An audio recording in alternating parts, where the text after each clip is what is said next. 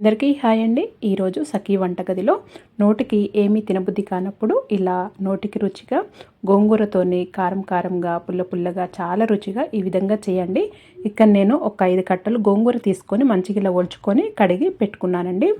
ఇప్పుడు పొయ్యి పైన ఒక మట్టి పాత్ర పెట్టుకొని 1 టీ స్పూను నేను నువ్వుల నూనె వాడుతున్నాను. 1 టీ స్పూన్ వేసుకున్న తర్వాత ఒక 4 టీ స్పూన్ల ధనియాలు వేసుకోవాలి. దీంట్లో ధనియాలు ఎక్కువ వేసుకోవటం వల్ల రుచి చాలా బాగుంటుంది.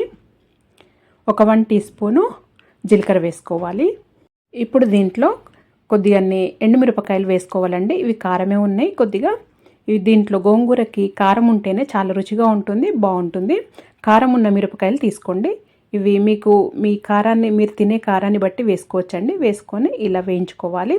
ఇవి కొద్దిగా వేగిన తర్వాత దీంట్లో కొద్దిగా చింతపండు వేసుకోవాలి. చింతపండు కూడా ఖచ్చితంగా వేసుకోండి, చాలా రుచిగా ఉంటుంది.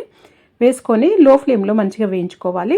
ఇప్పుడు లాస్ట్లో ఇది దించేస్తామనంగా ఒక 10 వరకు వెల్లుల్లిపాయలు వేసుకొని ఇలా కలుపుకొని ఇవన్నింటినీ ఒక ప్లేట్లోకి తీసి పెట్టుకున్నాను. అవి చల్లార పెట్టుకోవాలి. ఇలా పక్కన తీసి మసాలాలన్నీ ఇలా మంచిగా వేగిన తర్వాత పక్కన తీసి పెట్టుకున్న తర్వాత ఇదే మట్టి పాత్రలో ఒక 2 టీ స్పూన్ల వరకు మళ్ళీ నువ్వుల నూనె వేసానండి. వేసుకొని మనం కడిగి పెట్టుకున్న గోంగూర వేసుకోవాలి. వేసుకొని ముందుగా ఇలా నిండుగా అయింది కదండి, కలుపుకుంటూ ఇలా ఉడికించుకోవాలి. చాలా కొద్దిగా అయిపోతుంది ఇది ఉడుకుతుంటే. చూడండి ఎంత తక్కువ అయిపోయిందో. ఇలా ఉడుకుతున్నప్పుడు దీంట్లో ఒక 1/2 టీ స్పూన్ పసుపు వేసుకోవాలి. పసుపు వేసుకొని మంచిగా కలుపుకుంటూ మధ్య మధ్యలో కలుపుకుంటూ మంచిగా ఉడికించుకోవాలి. ఇలా అవ్వాలి. చక్కగా ఉడికిపోయిందండి. ఈ విధంగా అయితే సరిపోతుంది.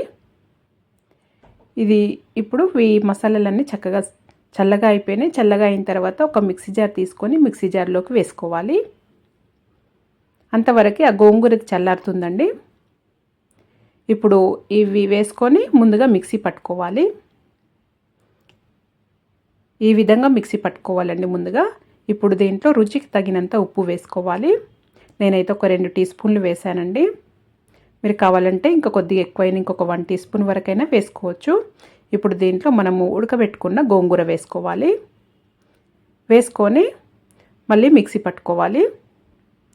మీకు ఎలా అంటే అలా మిక్సీ పట్టుకోవచ్చండి. దీంట్లో ఇంకొక ఉల్లిపాయ కూడా వేసి కచ్చపచ్చగా ఇలా ఆన్ ఆఫ్ చేస్తూ అయినా మిక్సీ పట్టుకోవచ్చు.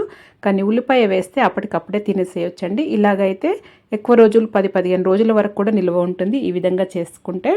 ఇప్పుడు వేడి అన్నంలో కాస్త ఈ పచ్చడి పెట్టుకొని కొద్దిగా నెయ్యి వేసుకొని తింటే చాలా రుచిగా ఉంటుందండి. నోటికి ఏమి తినబుద్ధి కానప్పుడు ఈ విధంగా చేయండి. చాలా అంటే చాలా రుచిగా ఉంటుంది. వేడి అన్నంలో వేసుకొని తింటే మరి మీరు కూడా ఒకసారి ఈ విధంగా ఖచ్చితంగా ట్రై చేయండి.